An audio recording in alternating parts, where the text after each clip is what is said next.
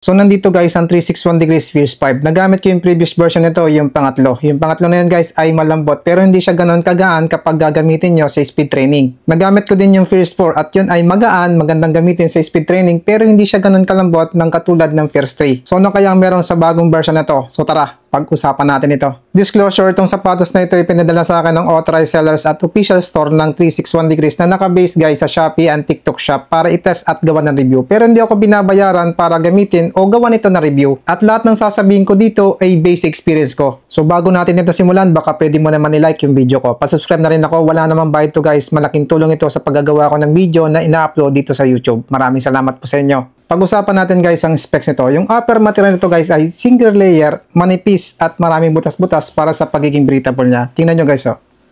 Pero yung mga butas-butas na yan guys, meron dyan nakaharang na manipis na tela. Parang fiber para hindi basta-basta papasok yung malilit na bato. So manipis yung upper layer nito, so nakakadagdag yan sa pagiging magaan itong sapatos. Meron nakalagay dito guys na Fierce. Dito naman sa kabilang sidewall, may nakalagay ditong reflectorize. Meron dito rin sa kabila guys na reflectorize. So dagdag visibility yan kapag tumatakbo tayo sa madilim. Meron din siyang hawakan para kapag isusot mo yung sakong mo dito, hindi ka mahihirapan. Dito naman guys sa toe cap, medyo malambot so nakakadagdag protection ito sa ating toes. Tapos hindi basta-basta magugusot itong upper layer. Kung napapansin nyo guys, itong kulay gray na to, reflectorize design din yan.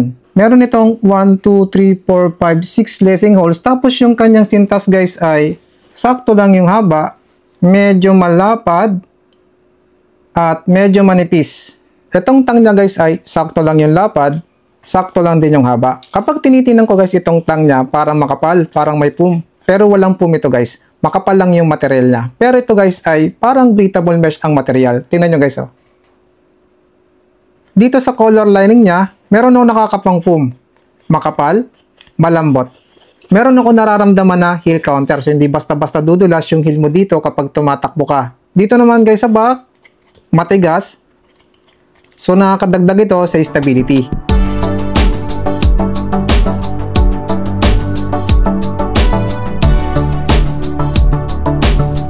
Yung midsole naman ito guys ay may dalawang layer. Tapos itong nasa taas na layer guys ay Quick CQT beads foam material na merong 85% energy feedback. At itong nasa baba guys ay EVA para to sa support and grip at merong dagdag sa cushioning at rebound stability. Ang kapal naman guys ng midsole dito sa forefoot ay 27mm tapos dito sa rear foot ay 33mm kasama ang insole. So meron itong 6mm drop. Tapos sabi nila, ang midsole na nito ay tinaasan nila ng 10% compared dun sa previous version. Yung rubber outsole naman ito guys, hindi nila dineclare kung anong klaseng material ang ginamit nila dito. Pero based sa advertisement nila, ito daw ay in-enhance nila ang friction at durability. So papakaramdaman ko na lang ito kung makapit ba sa kalsada. Napansin ko lang guys dito sa rubber outsole niya, para siyang nakalubog dito sa exposed iba. Tapos medyo manipis. At kapag tinitingnan ko guys itong outsole niya, malapad dito sa forefoot, medyo malapad dito sa gitna, malapad dito sa heel. So nakakadagdag yan sa pagiging stability ng sapatos. Pero papakaramdaman ko pa rin ito habang tumatakbo ko kung merong maayos na stability. So ito guys yung kanyang rubber outsole at yung exposed iba.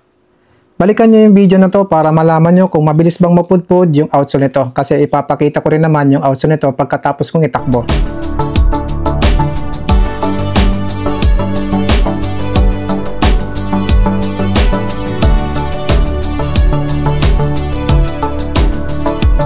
So tingnan naman natin guys ang kanyang insole.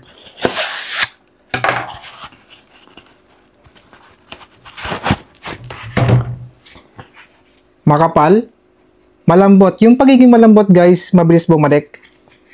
Flat lang, soft yung nararamdaman ko dito, hindi dumudulas at may nakalagay sa kanyang 361 degrees running. Kahit flat lang yung kanyang insole, meron pa rin itong support stars natin kasi itong part ng midsole nito guys ay extended. Nakalubog pa yung paa natin dito. So dagdag support ito sa stars natin. So timbangin natin ito guys kung ilang grams ito.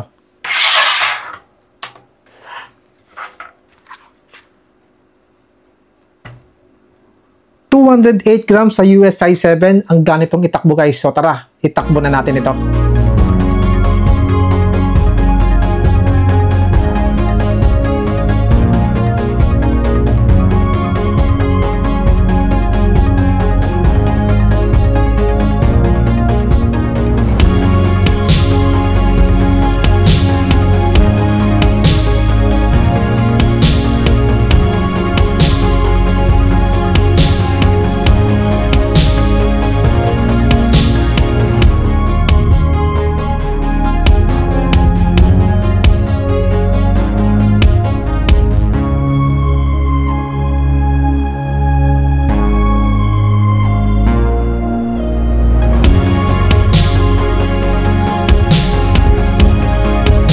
So bago natin pag-usapan guys kung ano naging performance at opinion ko sa sapatos na ito, yung nagpadala ng sapatos na ito ay binigyan niya ako ng details kung anong specs nitong sapatos. At isa sa nabasa ko doon ay ito raw ay para lang sa 5 km to 10 kilometers lang. Pero itinakbo ko ito ng mas mabang distance para malaman ko kung ano ang mangyayari dito. So naka 14 kilometers ako dito guys, oras 1 hour and 24 minutes, average pace 6 minutes and 2 seconds, average SR 140 BPM. Pag-usapan muna natin guys ang naging fitting nito sa pako. Dito sa toe box guys, maluwag yung nararamdaman ko, tapos dito sa may bandang gitna, medyo maluwag ng konti. Dito sa heel naman, sakto lang, hindi maluwag at hindi rin masikip. So sa tingin ko, itong sapatos ay pwede sa malapad na paa, sa medyo malapad na paa, at sa normal na lapad na paa. Hindi pwede guys sa narrow ang paa kasi baka sumayaw na yung paa nyo dito sa loob ng sapatos kasi maluwag itong toe box. At baka maging unstable sa inyo kapag tumatakbo kayo. Pagdating naman guys sa sizing, ito po ay true to size. Nung naglalakad na ako, pinapakaramdaman ko ng gusto yung midsole nito guys, kung matigas ba o malambot. Malambot guys yung midsole nito. Pwede natin magamit sa walking at pangpasyal. Tumakbo na ako at nagpe-pace lang ako dito ng 6 minutes per kilometer. Mabagal lang yung takbo ko, mas nararamdaman ko yung pagiging malambot ng midsole nito. Hindi sobrang lambot guys, malambot lang siya. At comfortable yung nararamdaman ko sa pagiging malambot ng midsole. Sa pagiging responsive naman guys ng midsole, napaka-responsive ng midsole nito. Sa 5 minutes per kilometer, makakaramdam ka na kagad ng bouncy feeling. At sa 4 minutes per kilometer, para makasiguro ko, itinakbo ko pa ito ng mas mabilis sa takbo. At umabot ng 3 minutes per kilometer.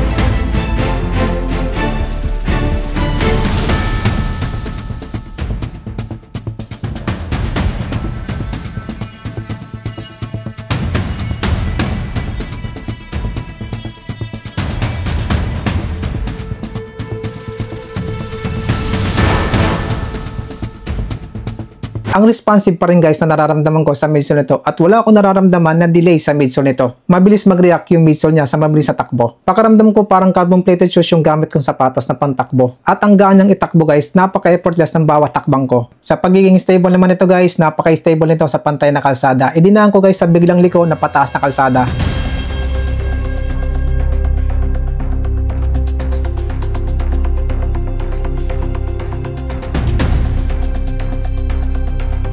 Pababang kalsada at biglang liko din.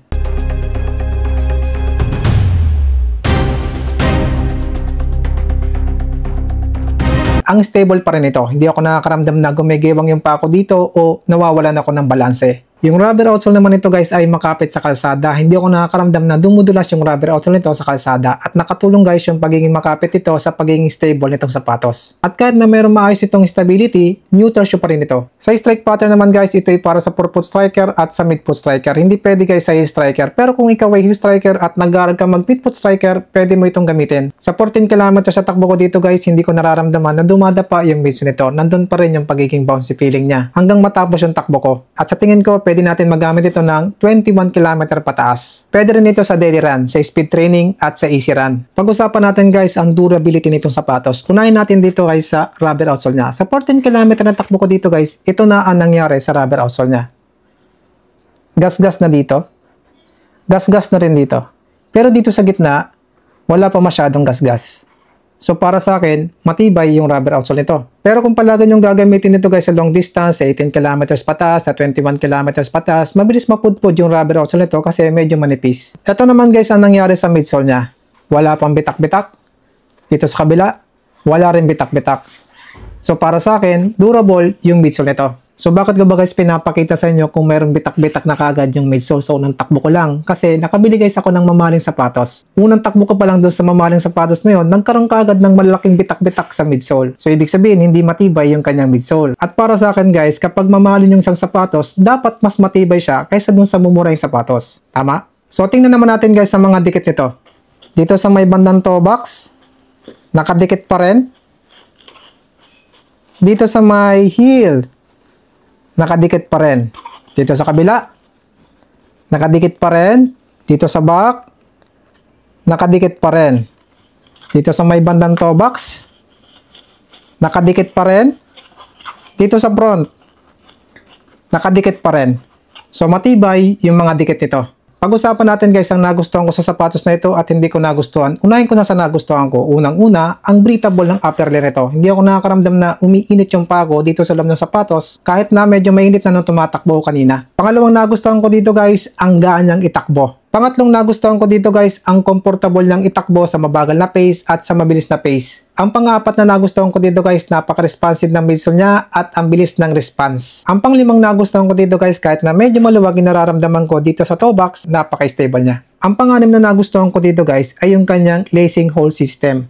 Kahit na 6 lang yung lacing holes nito, umabot dito sa may bandang part na to yung pang-anim na lacing holes. Dahil dyan, nahigpitan ko ng maayos ito. Pag-usapan naman natin guys ang hindi ko nagustuhan sa sapatos na ito. Isa lang ang hindi ko nagustuhan guys, yung kanyang rubber outsole.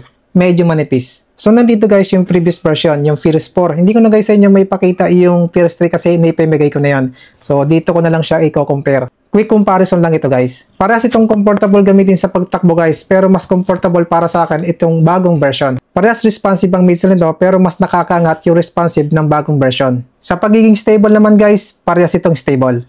Sa pagiging magaan naman guys, mas magaan itong bagong version. Pero mas makapal yung rubber outsole ng previous version kaysa dito sa bagong version. Pero merong reflectorized design itong bagong version. Ito namang previous version ay walang reflectorized design. Parehas din itong breathable. At ang panghuli guys, mas makapal yung midsole ng bagong version kaysa dito sa previous version. Kung kayo tatanungin guys, worth it bang mag-upgrade sa bagong version o stay muna sa previous version? So ayan lang po muna masasabi ko sa sapatos na ito. Kung interested po kayo, ilalagay ko po sa description ng link kung saan mabibili. Available din po ito sa TikTok ko. Search nyo lang po yung Jobs TV, tap nyo po yung showcase, nandun po yung sapatos na ito. Maraming salamat po sa panonood at run safe po.